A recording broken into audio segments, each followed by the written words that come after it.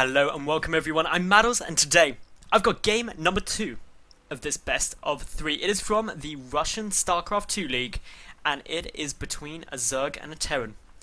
Currently 1-0 up, spawning in the bottom right hand position, we have got the red Terran player from Team Acer. It is MMA. And his opponent, up in the top left, the blue Zerg, none other than VP BenQ sLivko. Now, game 1, I can only describe as sLivko having a case of the drop damage. He took so much damage from MMA. MMA was just like, drop to the left, drop to the right, drop to the left again, the right, the center, left, right, at the same time. And there was some ridiculous number. It's something like 67 I'm pulling out of my head. I know I only just cast it, but my brain is frazzled. But yeah, a lot of workers and a lot of drones lost their lives game number 1. Poor sLivko's workers. MMA, on the other hand, he looked dodgy for a couple of times because, yeah, we had sLivko attempting to go up to Broodlords. He got the Broodlords out, and then MMA didn't quite have enough to deal with it. I still maintain the Broodlords against the Thor heavy mech composition isn't the greatest thing in the world. I'm just not a massive fan of that. I think if there's a lot of tanks, go for Broodlords. Otherwise, it's not the best choice. But of course, sLivko far better than me at the game. Put up a fairly nice bash at it, but MMA already had the 4 Viking production at a time. Oh my goodness! MMA is going for an 11-11 2-racks.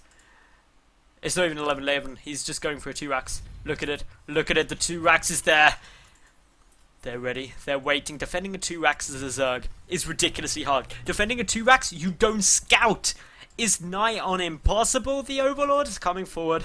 Look at, this is the vision currently. No idea. They're there. Look at sLivko. He's like, everything's fine. Getting my 15 hatch down. Getting the spawning pool down. Everything's good. Everything's safe. Everything's lovely. The SCV scout is even coming up. This is not an abnormal time to see it. And of course, the Overlord didn't even see that it came from a bit of a strange direction there. So SCV going to come in and be like, hey, what up? Just make sure nothing funny's happening. See that hatchery there. Overjoyed by seeing the hatchery there. Just like, hee, I'm going to kill you. This is now looking, of course, very good for MMA. Really, sLivko has to do something amazing. This Overlord is actually quite potent because it means that he's going to see if a bunker comes down, and that will buy time to pull drones. Unfortunately, the SCV train is coming forward, and the Overlord doesn't even see it. Oh dear goodness gracious, this Overlord is just like, hey guys, what's up? Everything's good, right? And the SCVs are coming. This is just such a massive all-in from MMA. sLivko only just now catches wind that something may be going a bit peculiarly. Starts up 8 Zerglings, and he's like, well, I better try and stop this then, pretty damn quick. The Marines coming forward, still, this looks bad, but not terrible quite yet. It's just like, oh, okay, so he's putting on some barracks pressure then. Oh my goodness, there's a lot of SCVs there. That is not what you want to see if you are sLivko in this position, because even if the Zerglings come out, the SCVs can just basically hug around the Marines to shield them. They can make sure the bunker finishes. This bunker is now finished, within range of the hatchery too, so this is suddenly a little bit problematic because Zerglings are going to get taken out. The main is trying to be fortified. Spine Call is coming down. Zerglings hugging up there. The natural is definitely dead. The saving grace for sLivko is this is pretty all-in from MMA. And I say pretty all-in because he does still have mules, and we all know how good they are.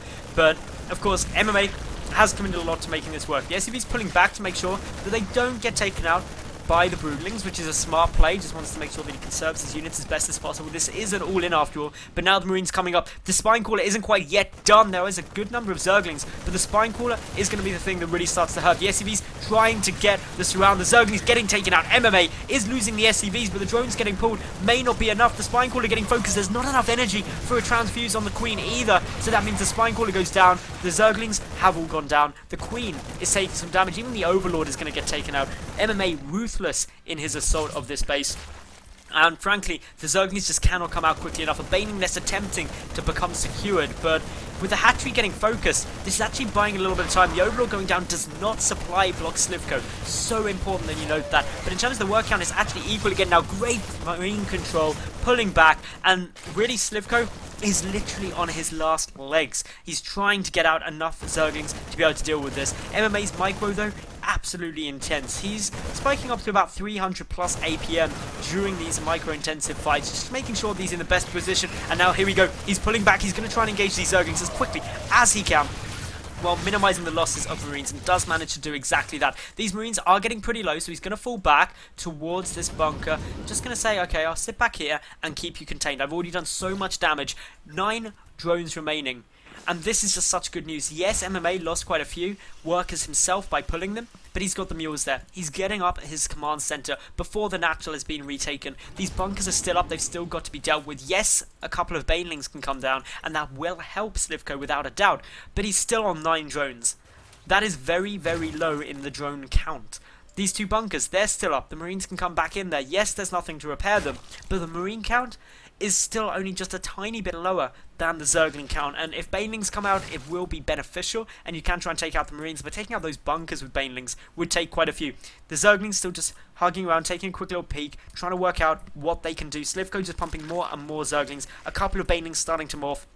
But the bunkers, they're the scary thing. The split on these Marines is going to be monumental too. The Marines actually trying to get in a position where a counterattack would not be possible. The Zerglings just going to come streaming straight past, trying to get a little bit of a win there, trying to pick off reinforcements as they come in. But look at this, supply depot wall off, already down there. There is nothing that can defend it, but with only Zerglings pushing up, a couple of SCVs could get pulled, ready in order to just, you know, repair up the wall and be quite happy about that. So the wall does need to go up though, that's the important thing. MMA does react in time, that's good to see. And as these Zerglings start attacking, SCVs will have to get pulled to start repairing this up, because there's nothing to really attack this as of yet. But the damage has already been done. 10 worker lead, nearly double the workers for MMA compared to sLivko, actually over double.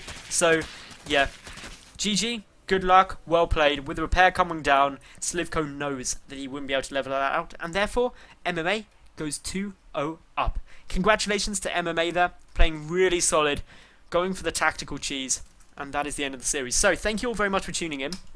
If you enjoyed, make sure you like the video, leave a cool comment, and of course subscribe, and I'll be back tomorrow with yet another new cast. So thank you very much for watching.